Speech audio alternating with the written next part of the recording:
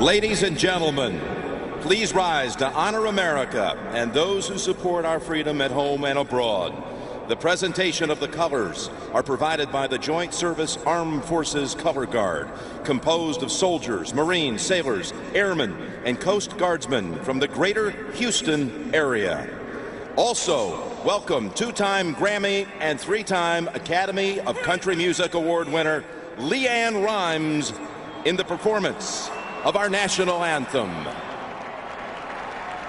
Oh, say, can you see by the dawn's early light what so proudly we hailed at the twilight's last gleaming, whose broad stripes and bright stars through the perilous fight o'er the ramparts we watched were so gallantly streaming, and the rocket's red glare, the bombs bursting in air, gave proof through the night that a flag was still there. Oh, say, does that star-spangled banner yet wave o'er the land of the free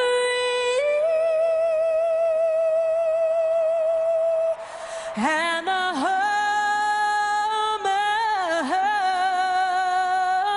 the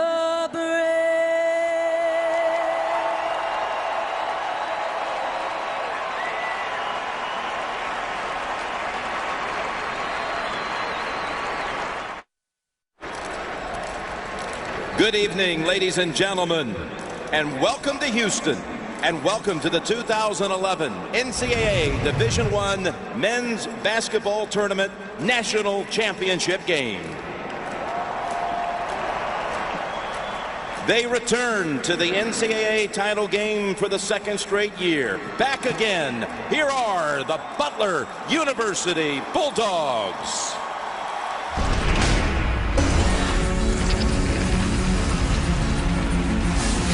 From America's hoops heartland, the relentless Bulldogs have marched back to a second straight championship game. More clutch than Cinderella, these tenacious underdogs are primed for a second chance to shoot for their first national crown. Howard tips it over. Mack takes the three and nails it. On goes the other side. Van Sant, huge three. Butler says, let's do it again. We are Butler.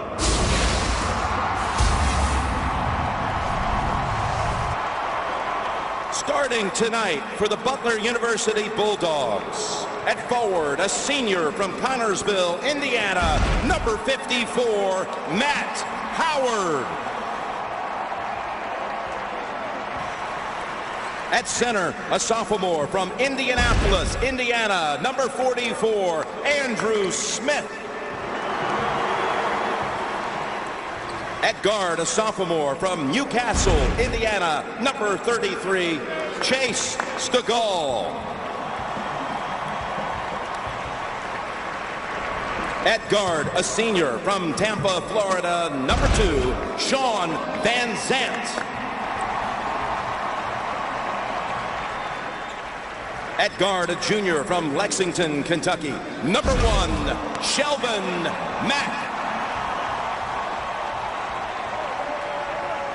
In his 4th season as head coach for the Bulldogs, Brad Stevens.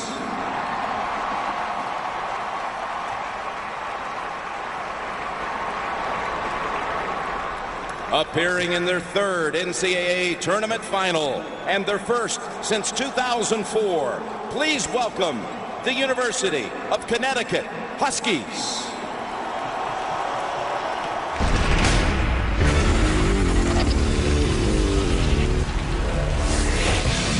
The top dogs in the Big East, the resilient Huskies, have surged in March, riding an electrifying win streak to this title showdown. Follow it up, and he's got it. Feet ahead, Smith. Backs to the wall. UConn has done it again. Paced by their peerless point guard, the new store sensation aim to net their veteran coach a third NCAA championship. We are UConn.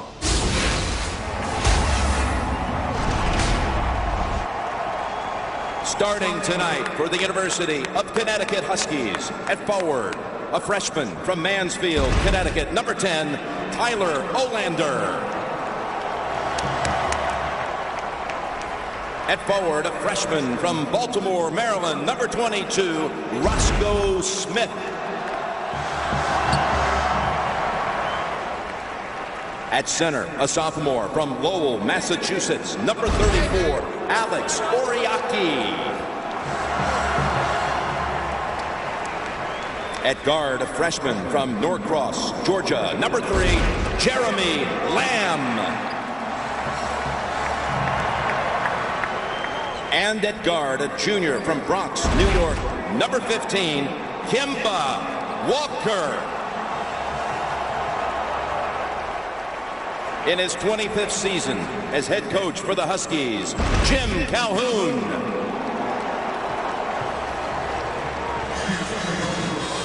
Well, can't wait to get this one started. Clark and Steve. Yeah, likewise. I'm looking for a little edge here, a little breakdown from you two. Let's go through it. And Clark, you get first crack at it. Give me the edge, front court. I like Butler when you talk about Matt Howard and Andrew Smith, but then you bring Kyle Marshall off the bench. I think the front court edge goes to the Bulldogs. Steve, what about the back court? Well, it revolves around Lamb and Kemba and Napier. More talent there for the Huskies.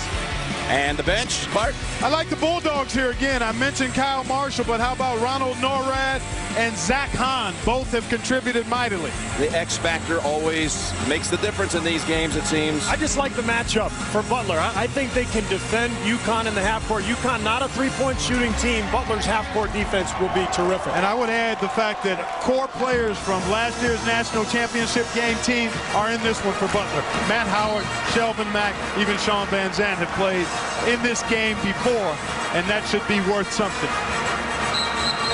This game is brought to you in HD TV by LG. Life's good. Vern Harris, Doug Shows, and John Cowell. Like Butler, he's in the championship game. Is John Cowell for the second straight year. Very impressive. Yes, it is. That is a huge honor. Yeah, it is big time. Big time, Steve. UConn in the white uniforms based off the better seed. And here we go. After a tournament worth of exciting games, here we are. It's time to settle the madness. And it lands in the hands of who else? Kemba Walker. Presented today with the Bob Cousy Award for the outstanding point guard in college basketball. And off the ground, it's picked up by Olander. It looked like it was going to be a turnover. And just as he did on Saturday, Olander gets the first basket of the game. Apparently another called play to go inside to Tyler. Now they know they can pound Butler inside like Florida did, like Pitt did. And we'll see if they can get Matt Howard in foul trouble. That would be huge. Those ended up being the only 2 points of the night for Olander. The shot blocked over to Van Zandt. 12 on the shot clock. With Stegall driving in. Good move. Off the glass. No. And it's Olander at the other end. Jeremy Lane started out defending Shelvin Mack that time, and his length led to a blocked shot. Beautiful penetration by Walker, but couldn't finish. 2-on-1 for the Bulldogs. Mack takes it in and off the front of the rim. Chased down by Van Zandt. Perhaps the length of Lamb again bothering Mack. Stegall's got the three, and that's huge. He's been only 1 of 13 from 3 for the entire tournament, including 0 for 3 on Saturday, but he knocks down his first from behind the arc tonight. And Jim, so important for either Stegall or Zach Hahn to make a couple of those. And Hahn was the key the other night. Maybe it's Stegall tonight. Well, he's due, fellas. As Jim mentioned, he had only made 1 of 13 in the tournament, and he's a 35% three-point shooter coming into the tournament. Oriaki, Smith behind him. In the paint, puts it up. Yes! Alex Oriaki, the sophomore. Well, you see the strategy right away from UConn. They want to pound Butler inside. UConn's bigs are not necessarily scorers. In fact, Oriaki doesn't have a double-figure game yet in this tournament, but they're making an effort to score in the paint. Well, in the game the other night, they got 20 points and 20 rebounds from their front court players, did UConn. Stukal, can he do it a second time? No, wide left. And it's Walker pulling it down. Stutter step move and back out to Lamb for the reset.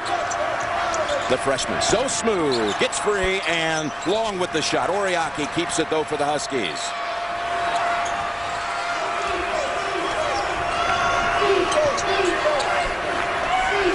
Now Walker.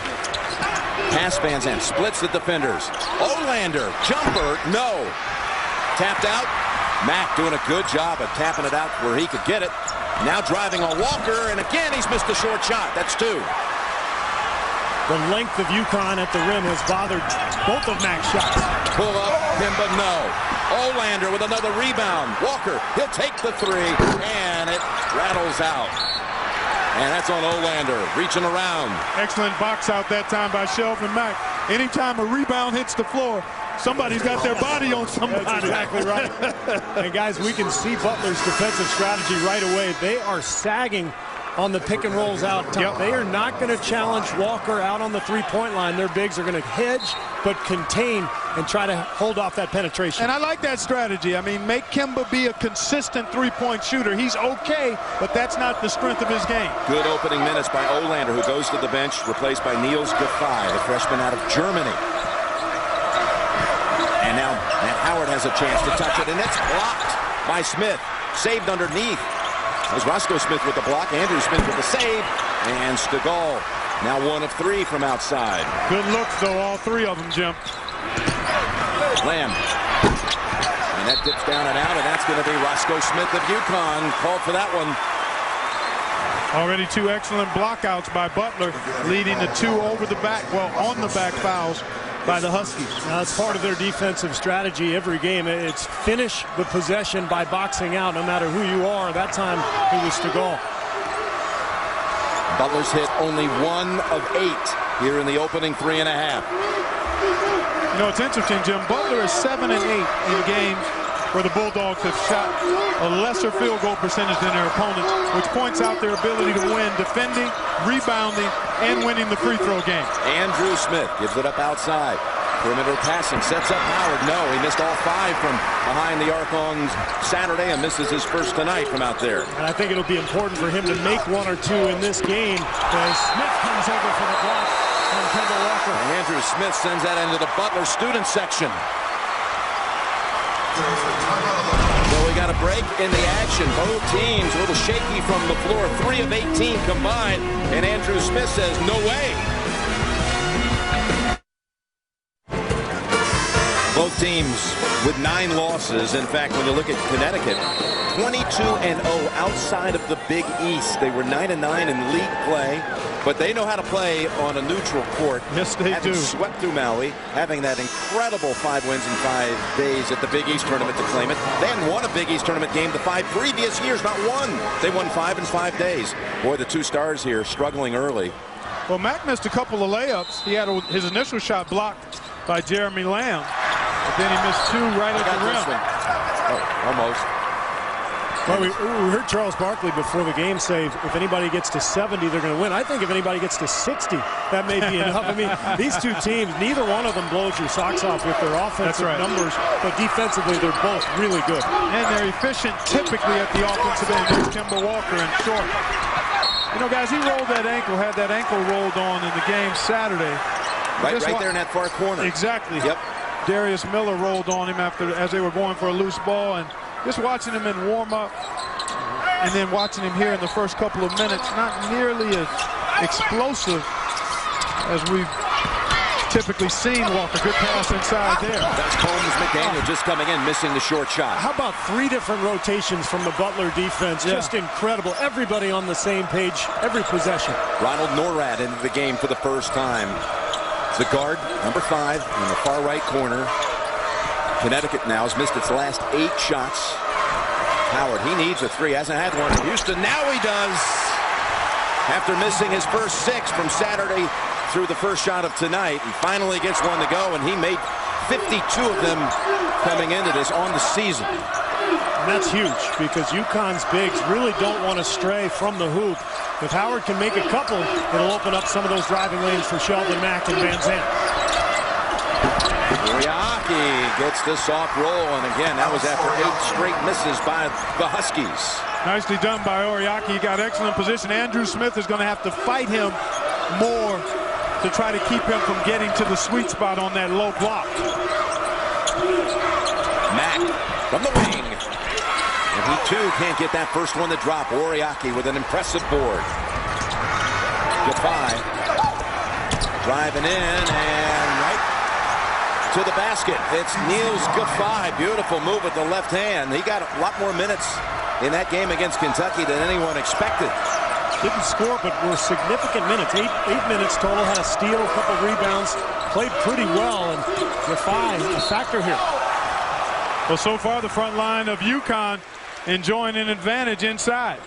That is on Oriaki, and that's his first. You can follow all of the tournament action down Augusta way by downloading the Masters app or go online to Masters.com and listen to this. To apply for 2012 Daily Masters tickets for the very first time, just announced today, as Van Zandt puts it up. Go to Masters.com. Back out to NORAD. Kyle Marshall on the floor as well. He's had 22 offensive rebounds in 5 tournament games in only 89 minutes of play. Tapped around, and Lamb able to outreach Howard for that board. And that's going to be critical. The offensive boards for Connecticut, they've been a problem the last 3 games. Kentucky had 13, Arizona 16, San Diego State 12, so UConn has to box out. Lamb chases it down. Numbers advantage now. Yep. Smith from the corner. Nope. Akwandu turns around and puts it up too forcefully. It's Marshall with the rebound, which he does so well coming off the bench. Up ahead to Howard, and he's fouled by Akwandu. Howard to the line. Guys, the experience of being on the floor last year in the national championship game, how much a factor is that for Butler tonight as you look at this foul right here on Akwandu? I don't know if you can quantify it, Jim, but you certainly can qualify it. It is important because it gives you a sense of what it means to prepare for a game of this magnitude. And I think even more than that, the pain and disappointment of coming so close to getting the national championship has to serve you well in terms of your hunger and drive. And at the end of the day, it's got to be about execution. But that psychologically has to be a plus for Butler. Olander back in for Connecticut, for Akwandu and Howard. What we heard him say at the opening. The movie, the script, it isn't over yet. I said, well, he felt about it. That near Hollywood finish of a year ago. And back here they are, trying to get it tonight. Yeah, same movie, they just want a different ending. Walker on the board now with his first 2 of the night. Well, if they set that screen, excuse me, Steve, if they set that screen a little lower and try to go underneath it, he's going to be right in his wheelhouse because he's a 50% two-point shooter. And great point. That was the first adjustment that we've seen in this game. Jim Calhoun sliding that pick and roll down, and Walker taking advantage. Zach Hahn on the floor for the Bulldogs. He had a big game against VCU. He sure did. An 8-0 run that was huge. Howard. Long rebound to Walker. He takes it inside and draws the foul. He's heading to the line. And guys, those are the points that Butler just cannot afford to give up. Easy points in transition, and then a free throw coming for Walker.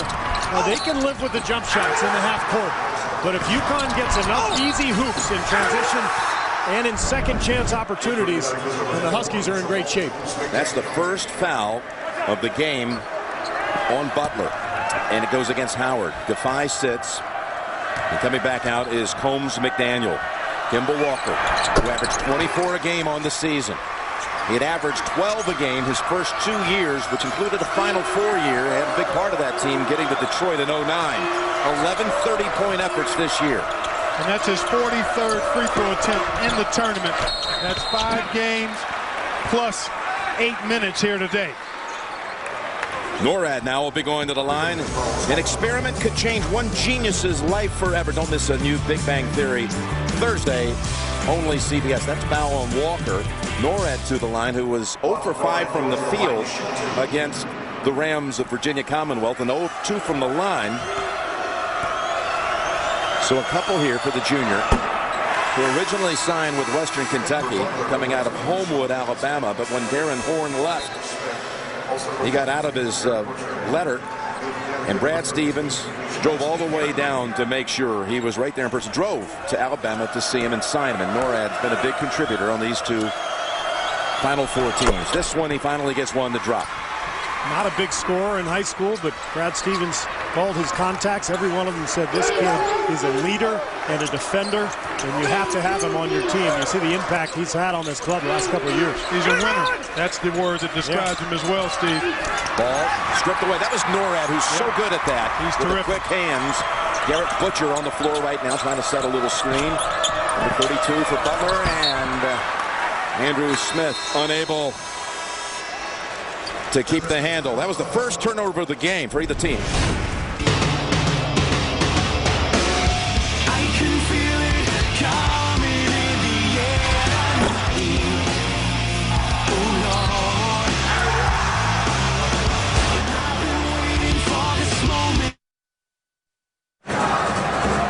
Jim Nansen, Clark Kellogg, Steve Kerr here in Houston championship night. Butler has not made a 2. 0 for 6 from inside the arc. And look at points in the paint, guys. All UConn so far, fellas. They're dominating the action in the paint, and the length of UConn bothering Butler around the rim so far. And Mack has to score for this team to win. We saw it against VCU the other night. The Rams did a great job defensively, but Mack single-handedly scoring whenever they needed a bucket. Zach Hahn whistled for that foul, battling for a rebound as the Huskies have brought in Shabazz Napier. And Walker was just down an extra couple of seconds out of that timeout. Now returns along with Combs McDaniel. Yeah, Walker is typically 24/7. That means he's open and going all night long. He plays about 39 minutes a game. I think he's played 40 minutes in 3 consecutive games, and a lot of people felt he was tired at the end of that Kentucky game the other night. Howard back in for the Bulldogs for Butcher. You know, his fatigue in the late part of that Kentucky game could have been due to the unique circumstance that we had with not having the under 8 timeout until that it was under 4 minutes. Walker trying to draw that second foul on Howard, and the leap and leaner is short. And the discipline of Howard, so important, because that's how Kemba Walker drew Derek Williams' first foul in that Arizona game. That pump fake and jumping into the defender. Important for Howard to maintain that defensive discipline. And Zant, no. And that's going to be on Andrew Smith with the reach around. Big-time rebound by Oriaki. Butler's missed its last 5 from the field, and woeful 13% shooting. And on cue, Shelvin Mack comes back into the ballgame. First on Smith, second on Butler.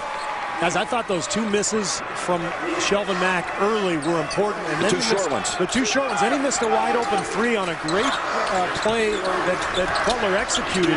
And he's off to that slow start. He's going to have to get into the groove. He's defending here on Napier. And a switch off. Mack almost made a little steal. Smith has an open 3. He's long with it. And last tap, it looked like maybe it was Oriaki. They say Butler had a hand on it last. Jeremy Lamb returns for Smith. Take a look, the box out, and it looks like Butler. Mack. Yeah, it was Mack. He got his hand all over that one. UConn's a little more athletic down there, and so Butler's going to scrap and claw for every rebound. And we've already seen a few loose balls go out of bounds to UConn's way. Not only are they a little more athletic, they're also a little taller at just about every spot. Bounce it inside. Smith, and falling on him and committing his second foul is Oriaki. That's also the 6th team foul, so from here on out, They'll be in the bonus. Tomorrow night, the Division I women's basketball champions will be crowned. Notre Dame and Texas A&M square off in the championship game. Pre-game coverage begins at 7:30 Eastern on ESPN. For more information on the women's championship, go to NCAA.com. Well, I caught the whole Notre Dame game, and Skylar Diggins was fantastic. And I caught the tail end of the Texas A&M win. Terrific basketball in Indianapolis last night. Jump hook by Andrew Smith breaks a 5-minute Butler drought. And also gets the Butler Bulldogs on the board in the paint here in this first half.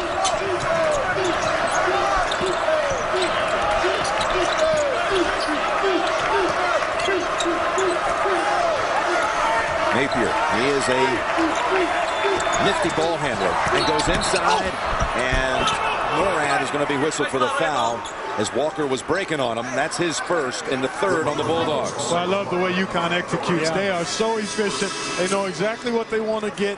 They lift the backside, dribble towards that guy on the wing, and if he's overplayed, he immediately back cuts. They've scored on that play a couple of times per game throughout the tournament. And with that said, a great play from Norad to just blow the play up and say, all right, go ahead, take the ball out of bounds.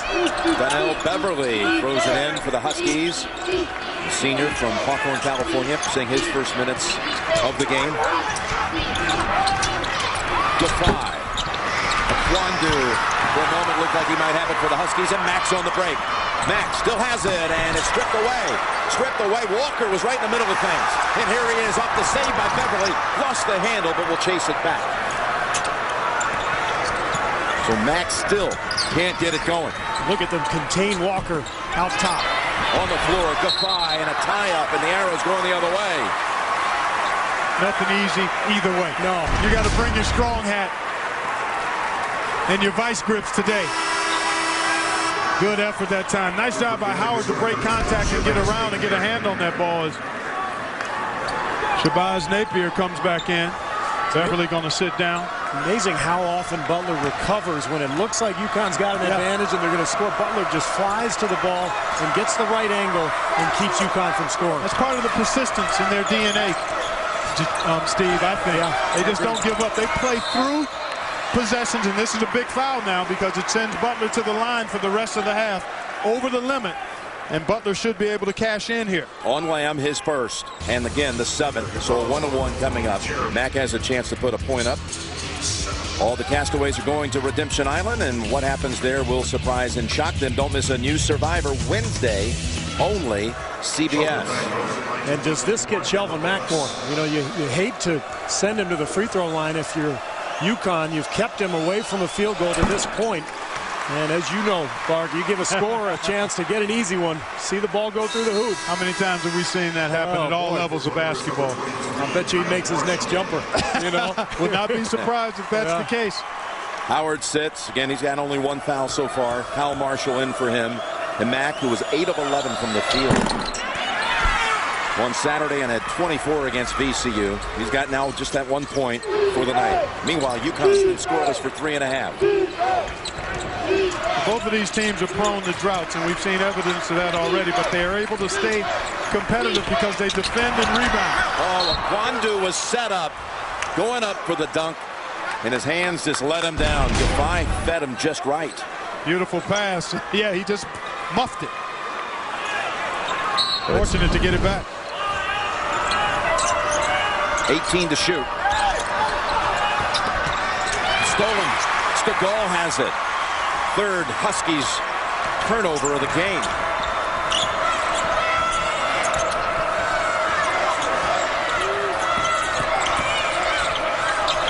Boy, Napier making Mack's life miserable over there. He's an excellent on-ball defender. Really good lateral quickness, and he's active with his hands. How good was he against Brandon Knight the other night? Marshall takes the shot, drives baseline, off the front of the rim.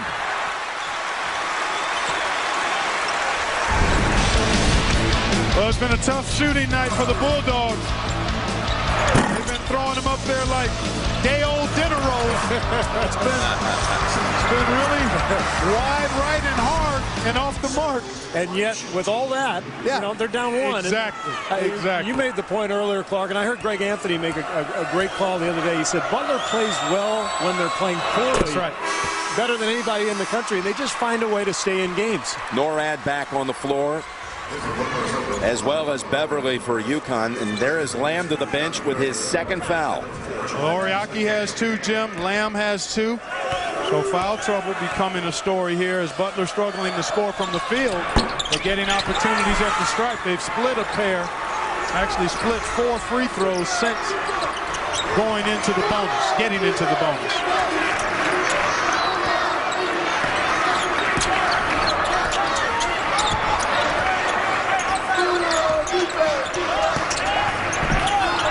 Holmes McDaniel. Wandu. This time he's not going to let go of it.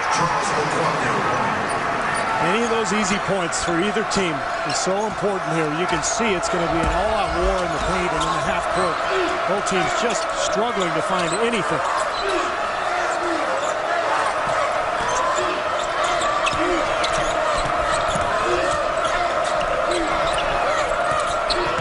You got Mack out, you got Howard out. The 2 primary scorers for Butler. Well, we saw them play pretty good basketball in the same scenario. Oh, Stegall says, I'll be the one to pick it up for us. His second 3 of the night. Well, you knew it was a matter of time with Stegall, Jim. I mean, he's too good a shooter to continue to be almost bageled from the 3-point line. He's from Newcastle, Indiana, the hometown of Steve Alford, who hit 7 on a championship night back in 1987. Yeah, they take pride in shooting the basketball in Newcastle. Yes, they do. You think? Tough shot, and on the floor with it is Marshall. He's trying to call a timeout, but they call the arrow first, the tie-up, and it's going to go back to Connecticut after the timeout. Stegall hits another one from deep.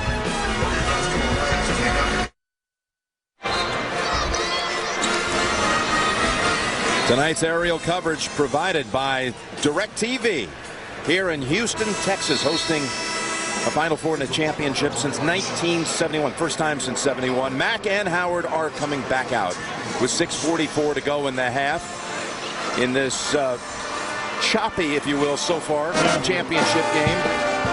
Both teams really struggling to find anything offensively. And how about UConn? They were 1 for 12 from the 3-point line the other night. 0 for 4 tonight. Kemba Walker gets the jumper to go. But that's why I mentioned earlier, I like the matchup for Butler because UConn just does not have the ability to stretch that defense out. And Butler just so good with their rotations, and they don't have a lot of floor to cover with this matchup.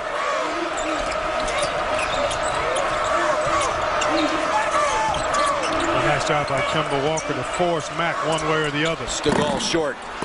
And it's Roscoe Smith for the Huskies, who lead it at 17-16.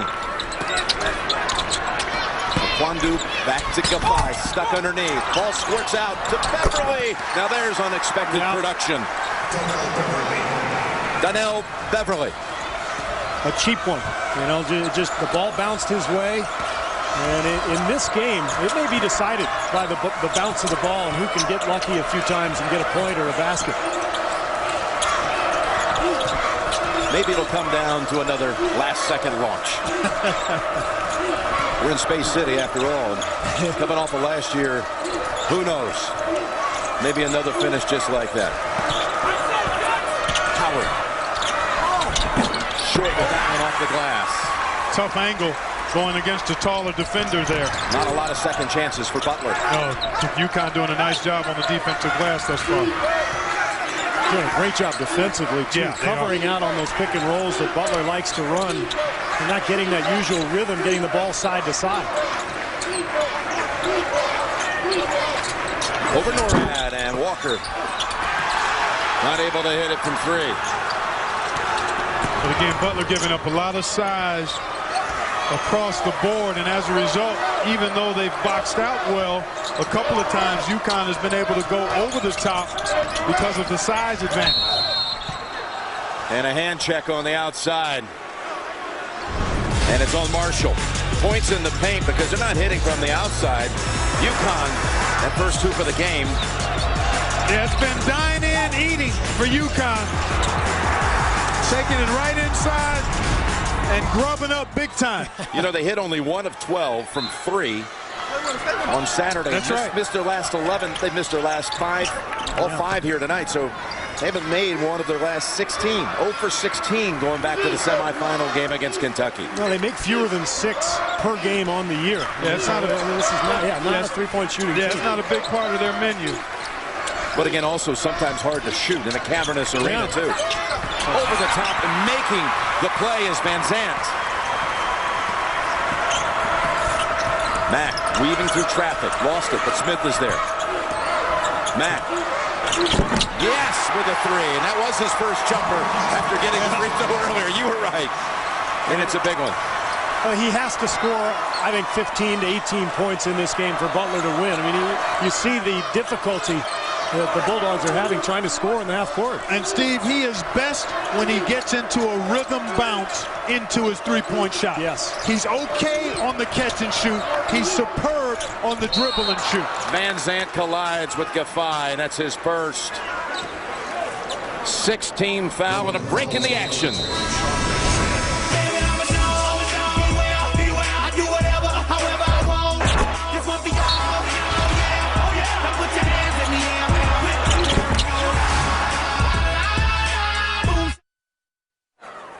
CBS Sports exclusive coverage of the men's national championship game is sponsored by State Farm, Dodge, Universal Pictures Fast 5, and by HP.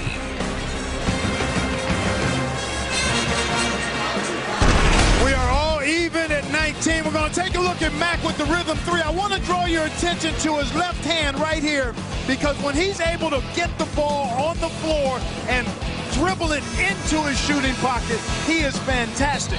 You can see how comfortable he looked there, how relaxed he was. He loves to dribble that thing with the left hand right up into that shooting pocket, and that may get him going, Steve. Yeah. And in a game like this, it may be about somebody knocking down 2 or 3 consecutive shots to get a rhythm going. And again, we see a broken play that leads to a hoop. It seems like every basket tonight has come off of a crazy bounce. In fact, only 3 assists total For the whole game, both in this sides. game combined on 14 field goals. Nothing's clean. Nothing. Yeah, just 1 assist so far in the game for UConn, and that came from Beverly.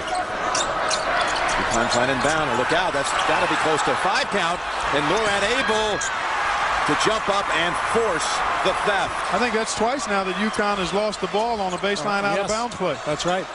And in the game the other night, they seemed to score every time they had the ball inbounded.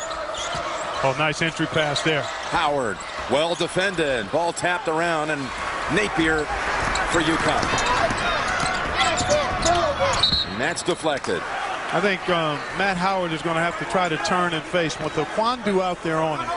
Much taller. He's not going to move him by backing into him. He's going to have to step out, turn and face, and try to use his quickness. And get fouled. Yeah, exactly. Teams are shooting a combined 28%. Again, it's not easy getting it in. Norred is such a ball hawk defensively. And Butler switches a lot on those out-of-bounds they plays. sure do. They make it very tough on you.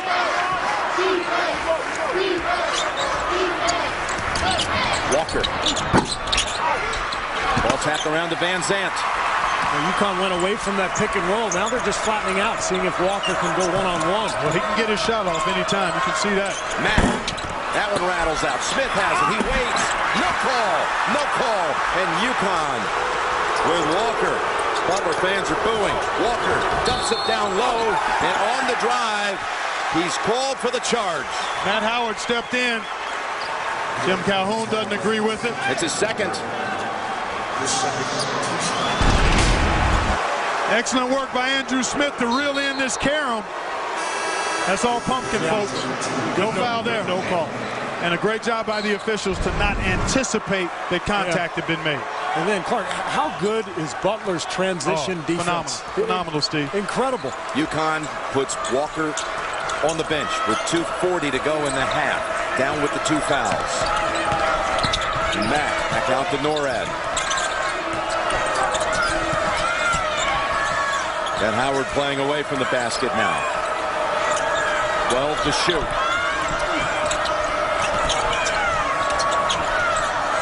Smith. Trying to get the baseline. It's the other Smith. Smith on Smith, and Roscoe of UConn makes the play. Did a nice job breaking contact and blocking that shot. Jim, you feel like this is the Steelers against the Ravens right now? Yeah. You're a football guy. I mean, wow. Well, what were we saying? Somebody said in the 70s. Charles did. Then you guys suggested the 60s. Maybe it's going to be the 50s. Yeah, let's keep moving it down. Coming up, AT&T at the half with Greg Gumbel, Greg Anthony, Seth Davis, Kenny Smith, and Charles Barkley. Breakdown of the first half. They'll pick their best moments from the entire tournament. And the awarding of the Naismith Trophy presented by AT&T to the Player of the Year coming up on AT&T at the half. Here we're tied at 19 inside of 2 minutes. Connecticut's gone scoreless for 4.5.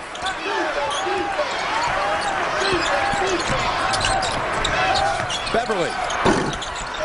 Tapped up a Kwandu. No, and Andrew Smith clears it in traffic.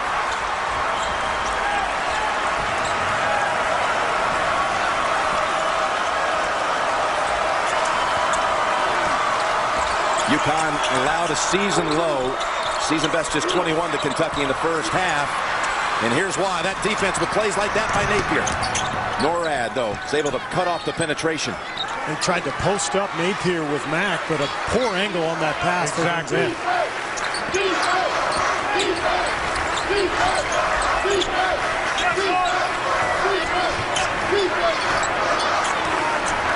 Interesting lineup on the floor right now with Walker on the bench and Lamb out with 2 fouls, both of them. Those have been the offensive producers for UConn throughout this tournament. Time to shoot, and Smith drives in, and that's a charge. And you got guys out there not accustomed to being primary scorers, and you saw evidence of what happens when that's the case. And that's the second on Roscoe Smith. That's a big call with Howard. Had it gone the other way, would have been his second. You know, Butler has a saying. They say taking charges is our version of block shots. And they're not a shot blocking team. They average less than 2 per game. So the way they defend is sliding their feet, rotating, and taking charges. Roscoe Smith to the bench. Combs McDaniel replaces him. 8-second differential here on the clocks.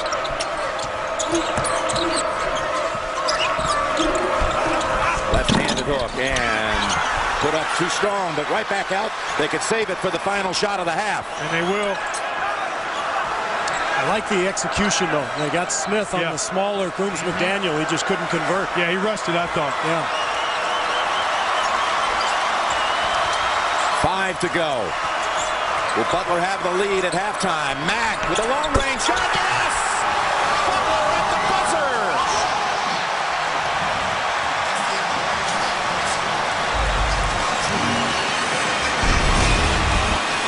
I talked about it earlier. If he can dribble to his left and get that ball into his right hand, he's deadly. He will hurt you from anywhere in the gym if he gets the rhythm bounce with the left hand. Mack is back, and Butler scores the last 6 of the half to go into the locker room up 3. Let's go over to Tracy Wolfson. A huge 3 by Mack to take the lead, but still both teams struggled early offensively. How do you get that going in the second half? There's a reason we're both struggling offensively. Both teams are guarding hard. These kids want to win, and it may not be pretty offensively, but there's 2 teams playing as hard as possible, and it's going to be a grinder. It's going to be one of those games. Shelvin made a great shot, but there's a lot of basketball left to be played. How have you been able to contain Kemba Walker so far to just 7 points, 3 for 11 shooting? A lot of attention. A lot of attention. We're going to continue. We got to continue to do that. He's a terrific player. They've got terrific players around him, and if we can clean up the glass a little bit better, which isn't our guys' fault. They were blocking out. They just were longer and got some tips. Then I like our chances. Thanks a lot, Jim. Well, he's right. It wasn't pretty, but it was intense. And there's more to come as we continue on championship night in Houston in a moment. CBS Sports exclusive coverage of the Men's National Championship game is sponsored by Lowe's, the Miller Lite aluminum pint, Mercedes-Benz, and by Warner Brothers Pictures Arthur.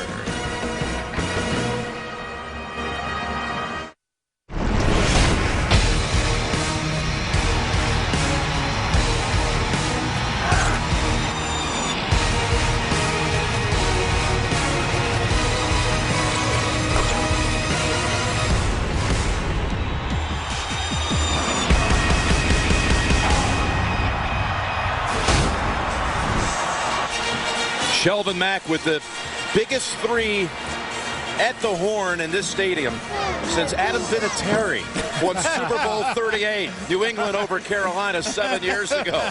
A lot of football references here in the first half. You guys brought it up. So it was perhaps, who knows, in a game that's been anything but clean so far, but maybe that's a big boost that will carry over to the second half. What do you think? Yeah, we see what happens here. I think guys are going to make shots here in the second half. I really do. It won't pick up a lot, the pace, but I think there's going to be some shot making here in the second half. This game brought to you on HD TV by LG. Life's good. Well, the coaches are going to make adjustments at halftime, and I think if you're UConn, the guy you've got to look to is Jeremy Lamb. He was 0 for 2 in the first half, but he showed the ability to shoot over the top of this Butler defense. I think that's their best attack, is to go with Lamb off those screens rather than try to go at those high pick and rolls with Kemba Walker. Stegall chases down his missed three. And again, Butler's only made one two-point shot. Oh, look at Stegall. He's got 3 of them. How about from the outside. How about that? You talk about an X factor. We talked about the experience of being in a championship game for some of these Butler players. Sometimes it's a guy who's been low profile, struggling a little bit, who emerges big. Lamb, who was not a factor in that first half, had 2 quick fouls. He'll be going to the line. Tomorrow, new case, new killer, new boss. Mark Harmon stars in a new episode of TV's #1 drama, NCIS, tomorrow, only CBS. Stegall with the foul, and Lamb at the line for 2. The cool freshman just outside of the Atlanta area is where he's from. Olander in for Roscoe Smith. I think Jim Calhoun talking about not boxing out and coming up with that rebound, which led to the three-point shot for Chase Stegall. It was an extra possession for Butler. So Lamb gets his first points of the night. He's been averaging 18 here in the tournament. He picked up those 2 quick fouls, and that took him out of the game. But you can bet that UConn is going to look his way, try to get him going here. So often, though, when you get into early foul trouble sometimes, it disrupts the rhythm for the full game, and that's Andrew Smith with a bad cholesterol foul there. That's one. The rebound was secured. No reason to go in there reaching in. Back up and get ready to play defense. Guy's 94 feet away from the goal. Connecticut without a field goal now, going back to the first half. 7 minutes and 20 seconds.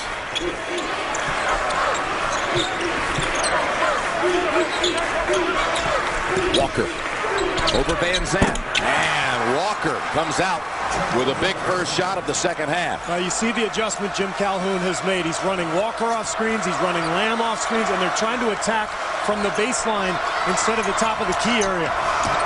Takes away a lot of help when you isolate like that, Steve. If you're in the middle of the floor, the defenders can get a bead on you.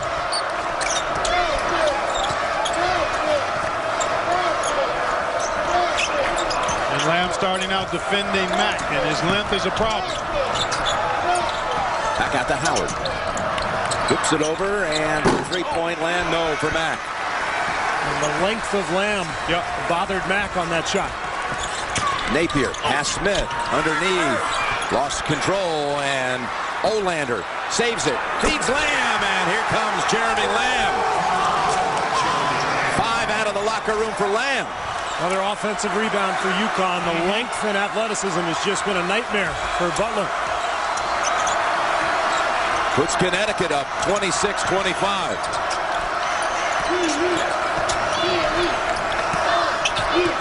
Last 7 to the Huskies.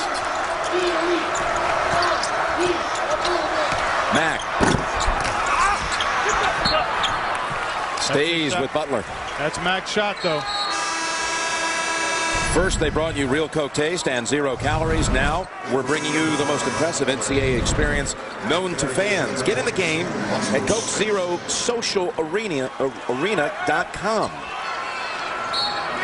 Roscoe Smith back on the floor after getting a chance to think about the mistake he made early. Smith backing in on Oriaki, who does not give up his ground.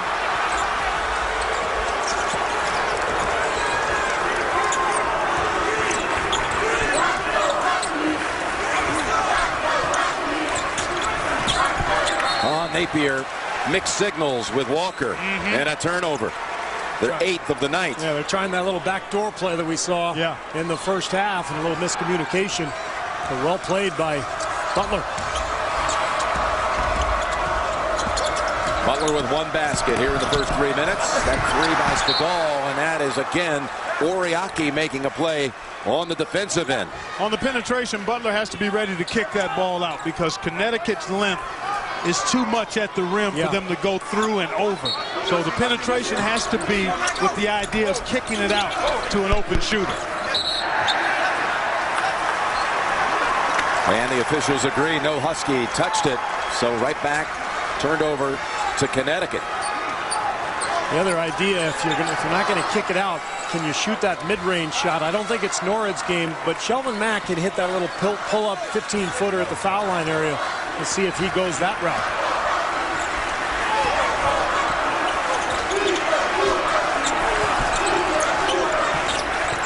Walker, jumper.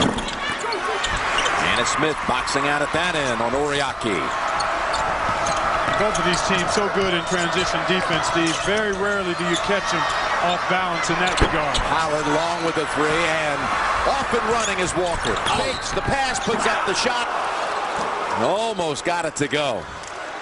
He'll be at the line for a couple. Stegall with 3 threes on the night. Yeah, he's gotten some good looks, and he's knocked down, as you said, Jim, 3 of them. And the Bulldogs have needed every one of them. He's an outstanding shooter, struggling in the tournament until tonight. Yeah, 1 of 13 in the tournament before tonight from 3. That's the 2nd foul on Howard. Walker at the line. Kimball Walker again presented with the Bob Cousy Award earlier today. First team All-America. Akwandu in for Oriaki. Walker, just an amazing talent.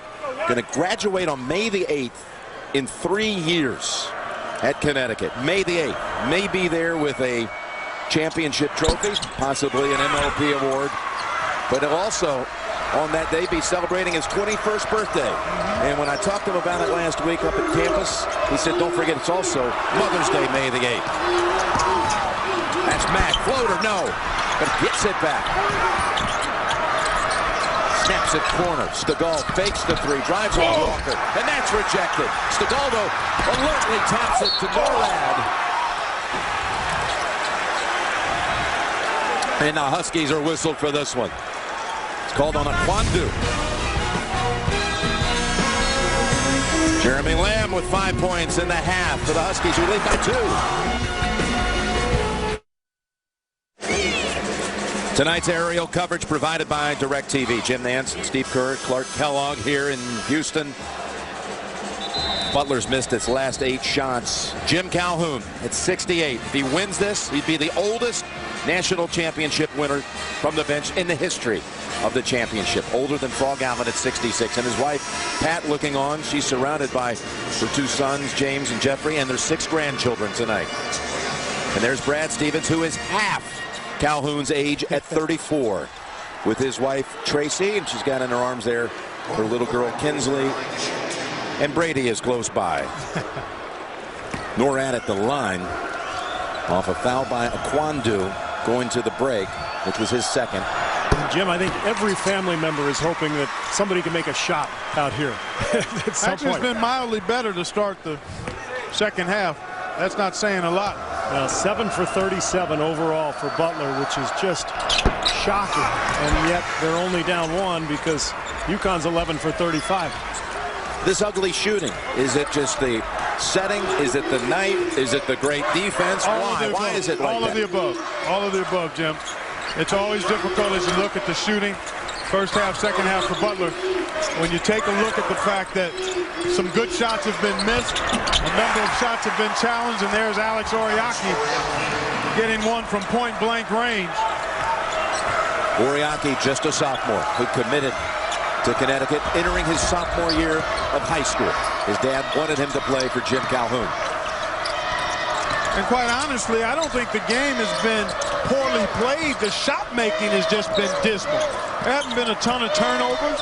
Haven't been a bunch of bad plays, just missed shots. Norad with another miss.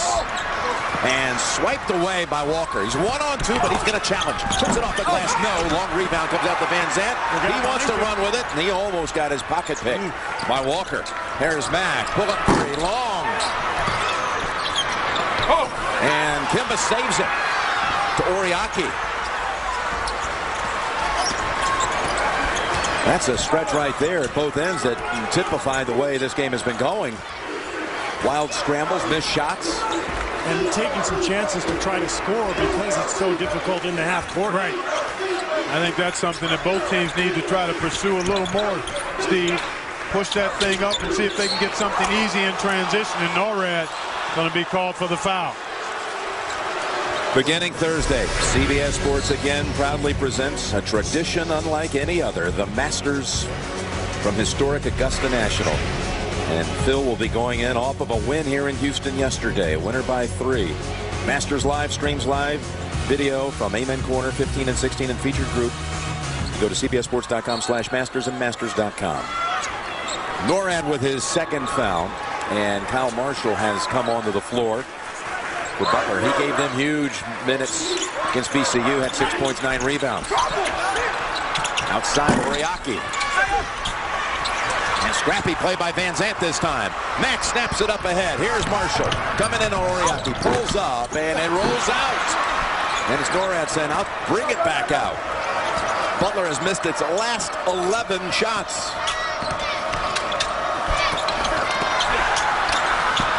Mack able to come back out with it. That pass stolen. Lamb on his way.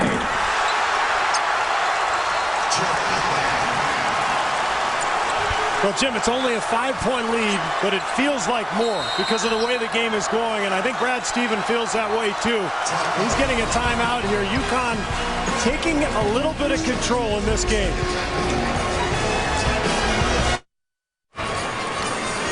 Well, you see the score, UConn up 5, but look at this difference here. A huge advantage, points in the paint, but the shooting has been more like watching paint dry. I mean, it's just been brutal. That's not fair to paint. Yeah, it's been tough. But look at the numbers, 7 for 41 for Butler. You ever seen anything like that in your life? Never seen anything like it. And they're 6 for 22 from the three-point line. So that means they are 1 for 19 from two-point range. A lot of those have been blocked or challenged or changed inside. And finally, Howard with a tough shooting break. That ball was down and out. But the woes continue. And I feel like UConn has found a couple of things here offensively, running these baseline screens for Lamb and Walker, and then going inside to Oriaki a couple of times as well. Lamb gets it right back.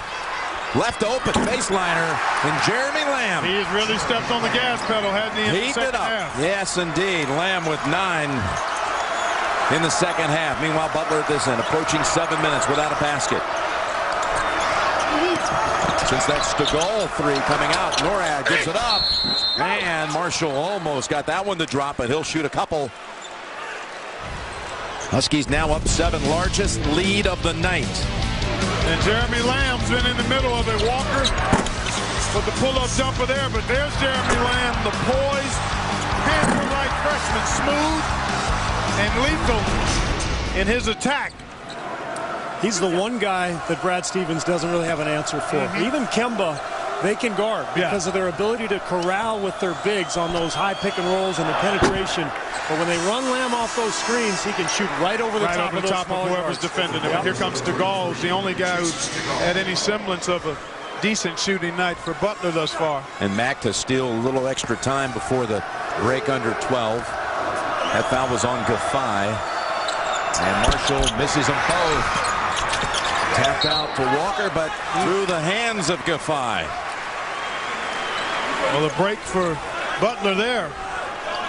Let's see if they can cash in. Jim Calhoun going to make a sub, and I think it's Roscoe Smith coming in. Yep, the starter coming back in for Gaffey. Mark, you mentioned earlier the importance of Matt Howard being able to pick and pop and make a couple of threes to open up this defense. It just hasn't happened. There's a two-point basket. Sean Van Zandt. Blew 2 with a little wink. Did I see that? Saying, guys, come on, don't give up yet. Oh, you don't have to worry about that, Jim. You know they'll fight right until the finish with the Bulldogs. It has into the stretch. It was a 14-1 run by the Huskies. In 7 minutes between baskets. Lamb feeling it, but not that time.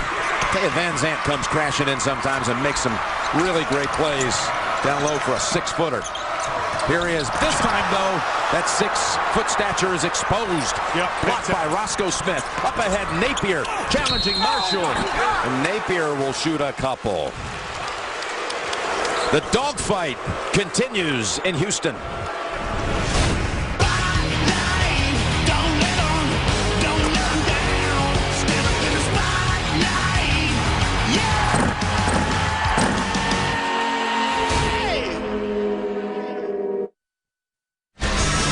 Listen to this paradox. Before Shaka Smart's magical run to the Final Four, the biggest NCAA tournament moment ever for VCU came from Rolando Lamb back in '84 at the buzzer to beat Northeastern and take them to the Sweet 16. Rolando Lamb, the father of Jeremy Lamb, and Rolando knocking out Jim Calhoun's team. He was on the bench for Northeastern, and when he went to recruit Jeremy, he said to the dad, "You owe me one," okay? Still the record, by the way, for the highest field goal percentage by a team in a tournament game in a losing cause. Jim's Northeastern team shot 74% and lost. How about that? But he got the kid who has outscored Butler in this half on his own 9-6. Well, the way things are going, maybe we'll have the lowest field goal percentage on a winning team. That could be. That's right. I like it. No, we're headed that direction for sure. Butler has to get away to make a shot. They've got to knock down a shot because this thing feels, like you said, Steve, a moment ago, feels like a much larger cushion for Connecticut here. We've seen Butler stay the course and be able to stay within its style and its pace of play, but shot making has to take place if Butler's not going to lose control of this. The 2 free throws by Napier. Ups the lead back to 7. And you would think UConn is looking to seize the moment here. A quick foul call away from the ball. Roscoe Smith, who has 4 blocks, but that's his 3rd foul. And team foul 3 on the Huskies. Gaffai comes in for him.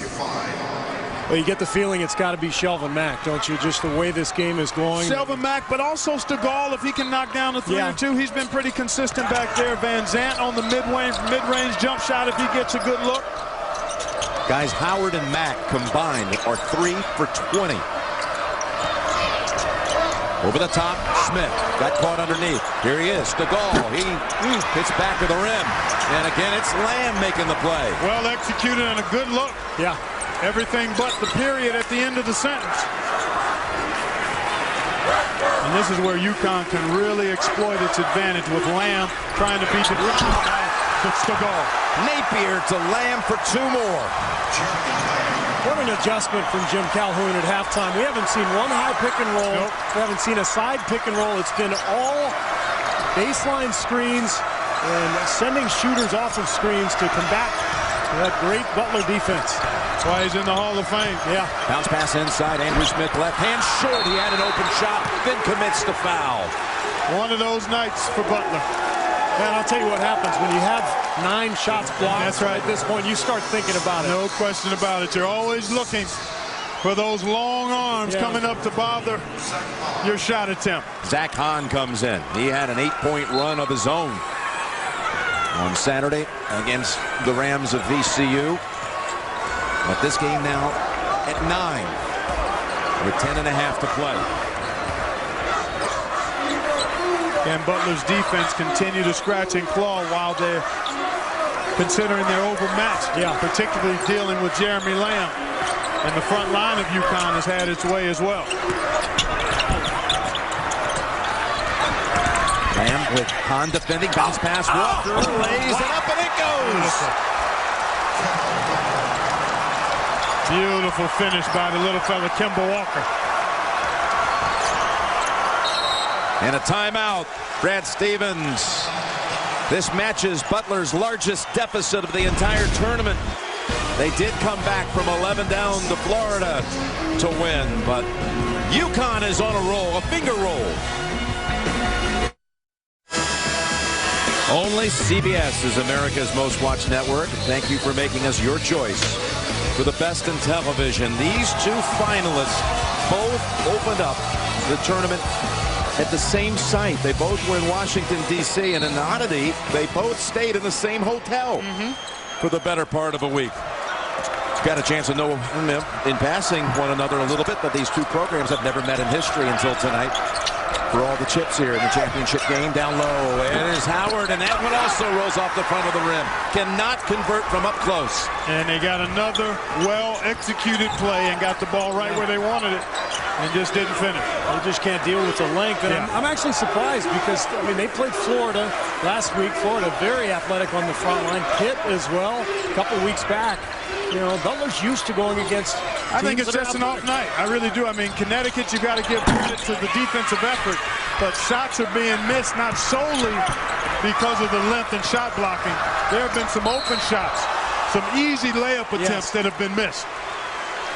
Napier reaching in. Whistle for that one, his first.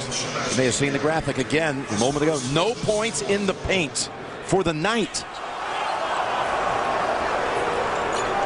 I've never seen anything like it. No, it's, you know, it's a first for me as well. Championship game or not.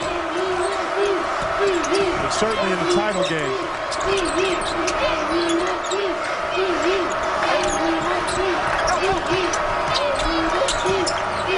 9 minutes to play. Howard spins, kicks it back out. Felt the pressure. Van Zandt long with the shot. Oh, UConn for that rebound. Defy. And the length, not only a problem inside, but out as well. They close out. They challenge three-point shooting. You get a couple blocked, and now they've had a lot of them blocked. But you start to really think about it, don't you? And the rim looks smaller and smaller. Last touch by Butler.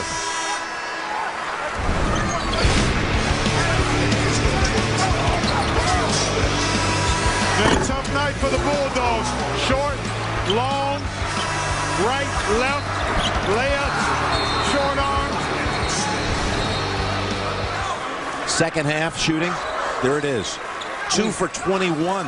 That's after shooting 22% in the first half and leading. And I think Stegall made the first shot of the second half, did he not? He made a three coming out of the break to put Butler up 6. He did. Yeah, that's right. You're right, Steve. That pass inbounds, and Van Zandt's the one who climbs up to tip it away, force the turnover. The third turnover off the out of bounds on the baseline. Van Zandt with a three. No. And it's out to Lamb. 8 for 49 for the game. Inexplicable.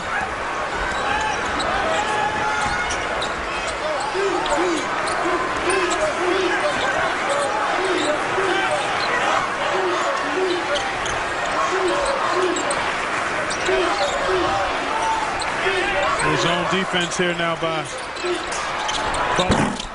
That one, no, it almost went in. Walker shot from the corner. Got two players down. Up ahead, Norad. Quick pass. Smith underneath. Underneath the cylinder. Can't make that one. Well, he never knew where he was and was completely out of control, so that wasn't even a good shot attempt there. Unlike some of the other ones they've missed. That had no chance. Yaki bangs home the baseliner. I'll tell you what, you mentioned the zone, Clark. I have never seen Butler play zone. This almost feels like the white flag, like we don't know what else to do right now. Well, when you're not making shots, and you try to figure out something at the defensive end, Steve.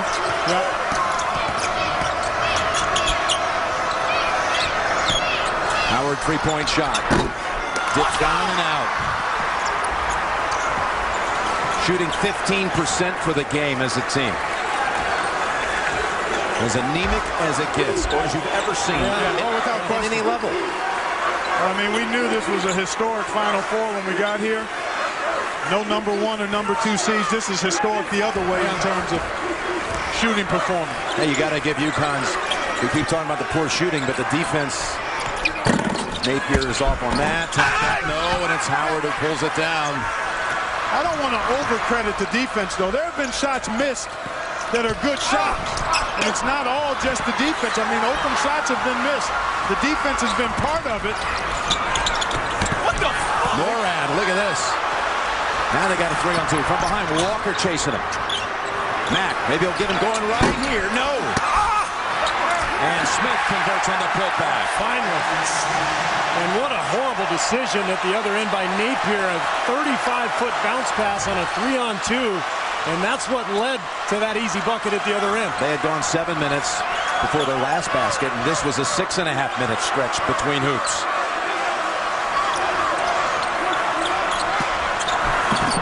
And a foul on Mack. Basket by Oriaki. And we have a break in the action. UConn, 5:49 from the title, perhaps. They have defended, they have protected, and they have Walker, Texas Ranger. Jim Clark and Steve back here in Houston. This is what we alluded to a short while ago. Second half, those two droughts with one field goal in between. 1 and 13 minutes plus. And in this second half, guys, Mack and Howard scoreless. The two big guns for the Bulldogs. Unparalleled ineptitude is all I can think of. I mean, they've gotten shots. UConn's defense has been good, guys, but they have missed shots that they normally make and should be making, and for whatever reason, they're not finding the bottom of the basket tonight. And I feel like Butler uncharacteristically, may have panicked a little bit here with this trapping zone defense. That's not who they are. And I thought their defense was fine. And maybe they were trying to force some turnovers. Yeah, trying to create some, and they also were struggling dealing with Lamb. So maybe that was a problem. Yeah. But you see what's happened since they've gone to the zone. UConn's picked it apart, and now all of a sudden they have a ton of confidence. Oriaki at the line for one. Both of his parents were born in Nigeria. I remember mentioning his dad wanted him to play for UConn because he liked Jim Calhoun, and he loved the way Emeka Okafor was coached and how he did in his academics. Graduating in 3 years, Calhoun came to Houston and got Okafor right out of this area, about 5 miles from the stadium here. Hopkins on the floor for Butler. Smith, jump hook, no. And Howard has it knocked out by Walker. Stays with the Bulldogs. The second half, remember, it was a 3-point lead at the intermission. Bulldogs on top. But then the Huskies got it going. Kemba Walker, Jeremy Lamb, Oriaki sprinkled in, but they made some shots while Butler's continued to go through major droughts. And finally, Matt Howard able to draw a foul. Tell you the other thing that's happened is, throughout this game, UConn has been able to guard Howard and Smith one-on-one on the block. They haven't had to send any help from the perimeter. And so that's let the UConn perimeter defenders really challenge the three-point shot. And there's just been no holes in this defense. Howard to shoot 2. He's made more free throws than any player in Butler history. He broke the record that belonged to Bobby Plump of Hoosiers fame, Milan High School fame, the man who hit the winning shot, which was, of course, later brought to life in the movie Hoosiers. Plump was a Butler Bulldog after his days at Milan, and there is the parents, Mr. and Mrs. Howard. 9 of the 10 kids here in Houston, including Matt on the floor, with the community up in Connorsville, Indiana, all chipping in to bring the family here. Walker gives it up, and it's Gafai blocked, and out of bounds, stays with the Huskies. Butler inverted its zone that time, putting Howard at the top, trying to get more size to bother the shooters and the passers, but that allowed Gafai to get one-on-one coverage with Mack. But UConn unable to convert.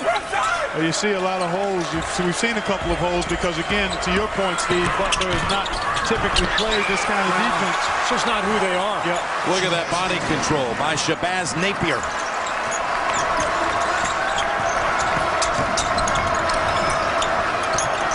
Napier's brother, Will Blaylock, who played in the tournament for Iowa State, is watching this game in the middle of the night over in Greece, where he's playing ball. Been Skyping his younger brother during the tournament to keep up with him. Encourage him. Outside Van Zandt. He's got an open 3, and he hits it. Napier made a mistake there, guys. Again, Jim Calhoun is staring at his coaches saying, what was he doing? Overhelped, didn't he? Overhelped, and then did not challenge on the shot. Might be too little too late. I think UConn has to continue to attack those, Steve. You don't want to go into prevent offense here. Hopkins on Napier. Kicks it back out, Lamb.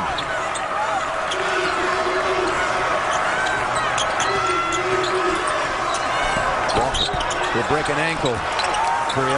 You try to defend him. Those moves, we've seen that before, not this time with the shot. One of the great plays of the year, winning a Big East game with a move like that at the end. Big East tournament game. Howard driving in, and he thought he might get a foul call, no call.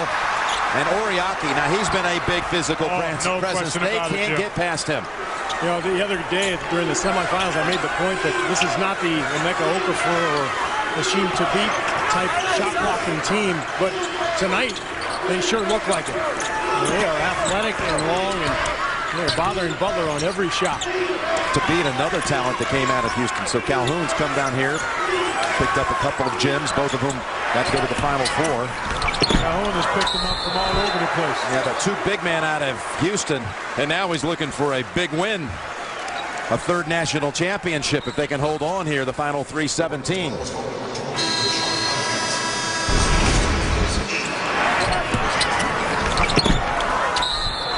So Hopkins on the foul. Connecticut has 10 blocked shots, which ties the championship record. CBS Sports exclusive coverage of the men's national championship game is sponsored by the Capital One Venture Card, the Lexus CT Hybrid, LG, and by Enterprise Rent-A-Car. Here's a look at the Capital One Cup impact performance. With Lamb, 11, all in the second half. Really a difference maker.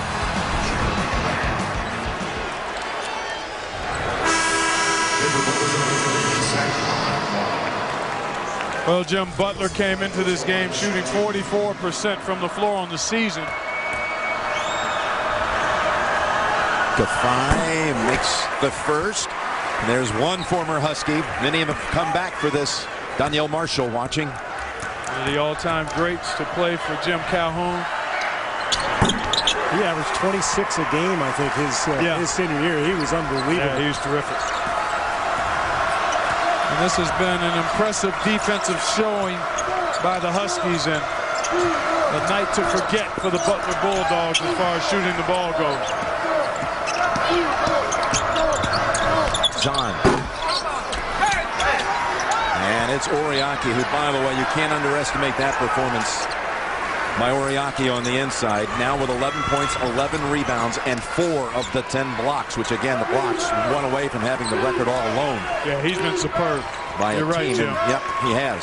He's totally dominated the Howard matchup, which I know you and I didn't expect. We checked that left box. Oh, yeah, we did. At the beginning of the game. We thought Mount Howard would be able to have his way, but Oriaki, much the better tonight. Maybe the best on the floor tonight as Napier puts the 3-0. And Gafai comes in, fights for it, and quick hands by Van Zandt. Nice closeout by Napier there. Hopkins to Howard.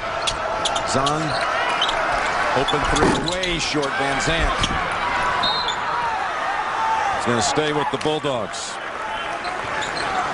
We start talking about the UConn players. You know, Lamb's had the big second half.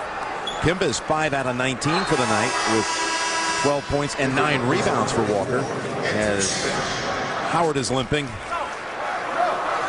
Well, they didn't need much offense, obviously, tonight. I mean, they're shooting 35%. They got just enough in the second half. Those first 5-6 minutes, the way they attacked kind of changed the game. Sure did. 2 minutes to go. Step back, 3, yes, Mack. Brings it to 10. His first points of the second half come with 2 minutes to play. Just take care of the ball. You don't even need to shoot. Yep, that's right. Squeeze the orange, space the floor. Zahn's foul will send Lamb to the line. Lowest field goal percentage in a championship game, Washington State, 1941. Wow, in the final. 70 years ago. Lamb, and we get another one. It was Washington State against Wisconsin. And Wisconsin won the title at 39-34.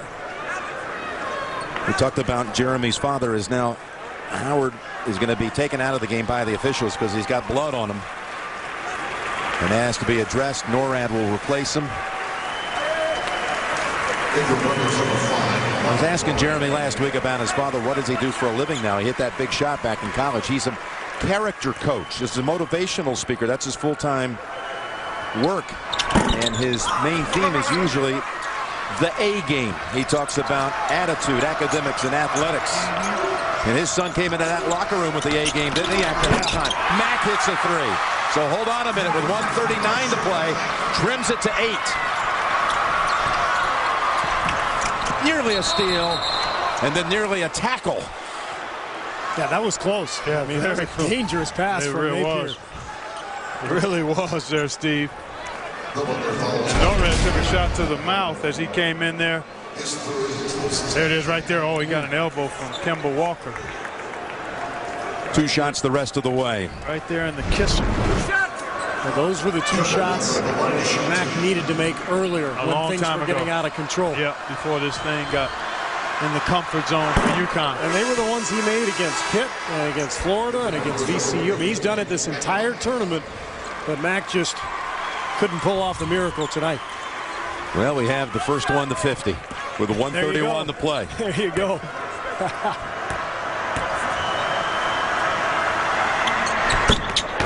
Gets them both, and his mother, Andrea, turns around with the rest of the family and wondering if they can go ahead and escape the last 1:30. Certainly all signs look good for the Huskies as Mack nearly has it stolen.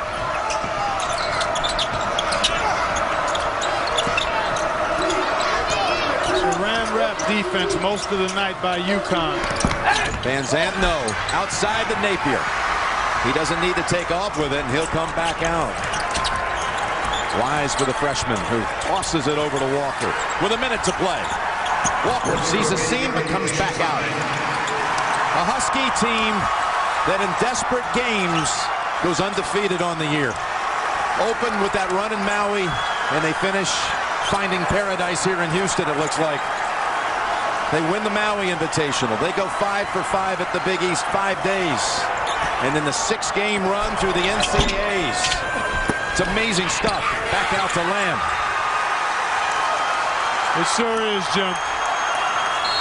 When you look at it in that context. And there's Jim Calhoun. He knows it's done now. Just a matter of 30 seconds. His wife, Pat.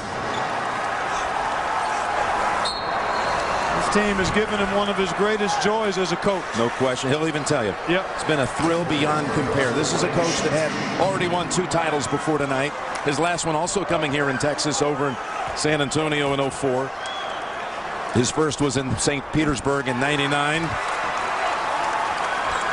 And he's now going to have 3 since '99. No other coach can say that. That's right. You know, Donovan had 2. Krzyzewski since then has had 2. And how about the company that he sits in now? Sure. With All-time 3. All-time At least with 3 titles. John Wooden, Adolph Rupp, Coach K with 4. Mike Krzyzewski, Bobby Knight. Bob Knight with 3. Yep. Howard puts up a 3. It's back out to Mack.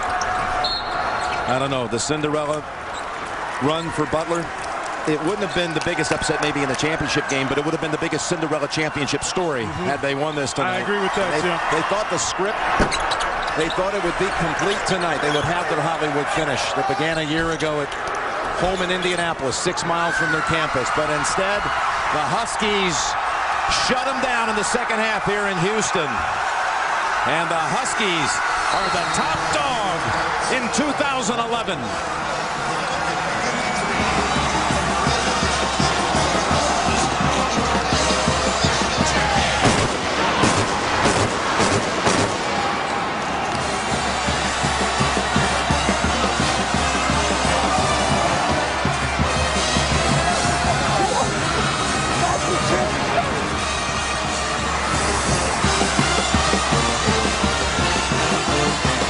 What a ride for Jim Calhoun. It has not been an easy year. His best friend Bobby Samuelson, his old roommate in college, best of friends for over 40 years. He lost him, lost a sister-in-law. He's been battling cancer on and off for years. He's clean now. He and his wife Pat have opened up a cancer wing at a hospital up there. Great to the community. adds to his incredible record with a third championship tonight. Everybody talked about the dogfight coming in, right? Huskies and Bulldogs. But one thing was very clear tonight here in Houston. Connecticut wins Best in Show.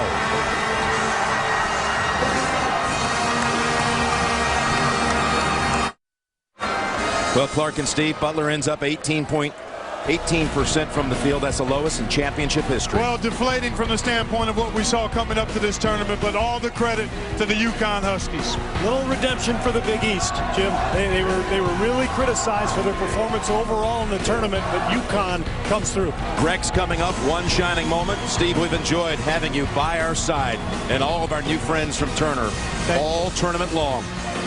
It's all coming up. One shining moment on CBS.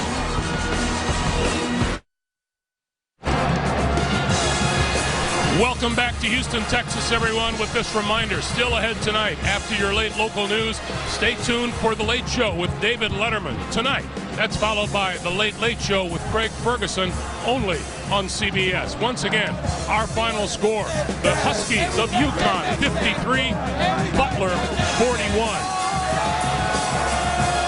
Coming up, our annual CBS Sports music video tribute to the NCAA tournament, One Shining Moment.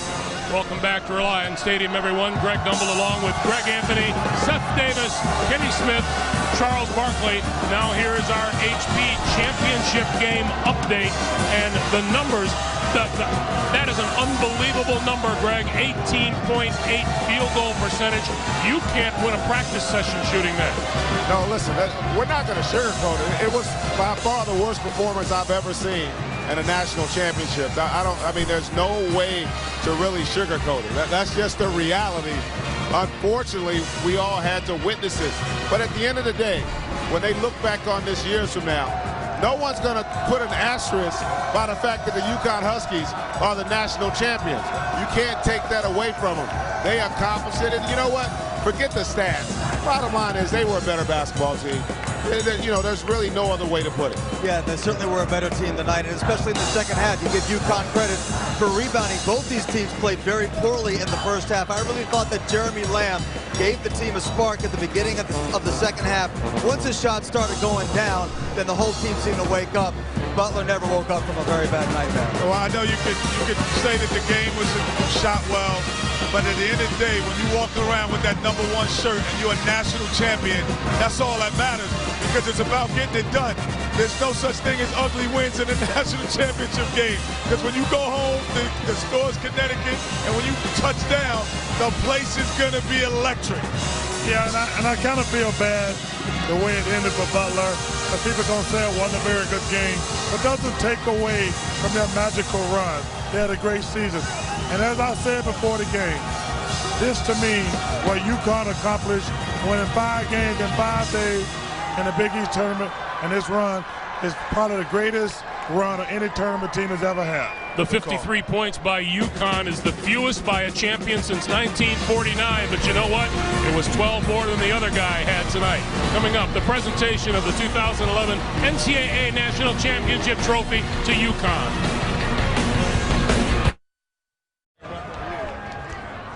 We welcome you back to Houston, everyone, where UConn has won the championship 53-41. Let's take you back courtside for the trophy presentation. Jim Nantz standing by with the new national champions. Jim. Thank you, Greg. Thank you, Houston, for a great Final Four, and congratulations, Connecticut Huskies. My pleasure to introduce the president of the NCAA, Dr. Mark Emmert. Well, Jim, thank you very much, and to everyone that's here, what a wonderful championship, a fabulous tournament. The entire NCAA is so proud of this city and what this event has meant. Congratulations to the UConn Huskies. And here to present the trophy to Coach Jim Calhoun and the Huskies is Gene Smith, the chair of the Division I Men's Basketball Committee. Gene? Thank you, Jim, and I want to congratulate both teams. It's a great game tonight. We really appreciate the effort they put on the floor. And Jim, congratulations. On behalf of the NCAA Men's Basketball Committee, congratulations on your 2011 NCAA Men's Basketball Championships. Congratulations.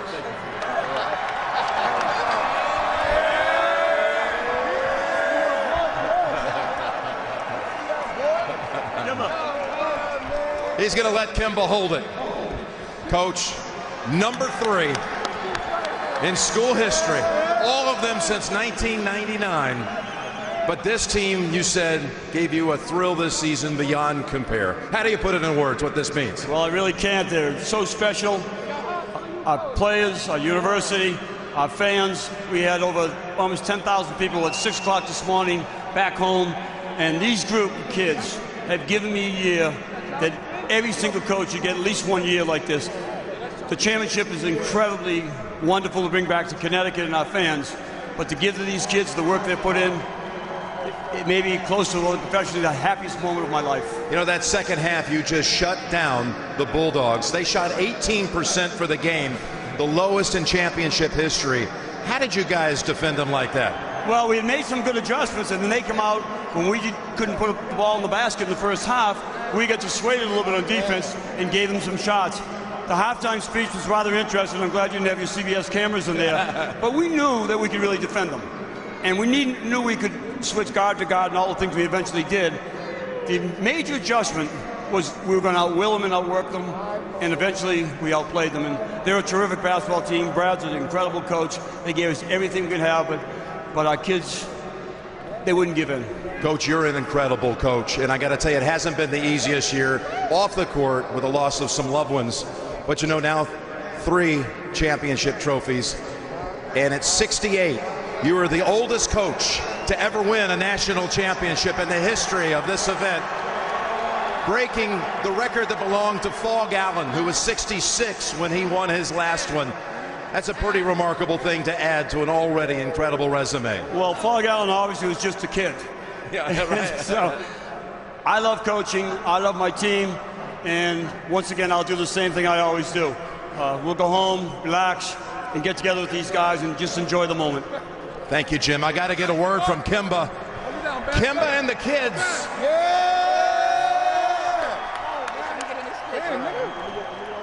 Hey, Kimba, when we talked last week up at Gamble, you were talking about May the 8th. A few things are going to be happening on that day for you. Give everybody a clue, will you?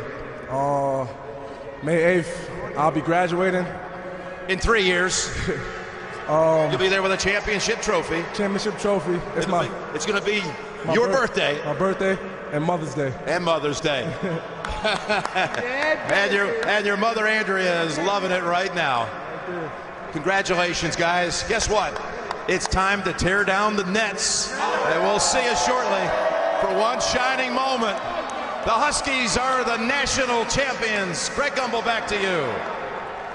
Jim Nantz, thanks very much. We'll take a moment here. Stay with us. We'll be back with more live from Houston, Texas, right after this. The Huskies are champions once again.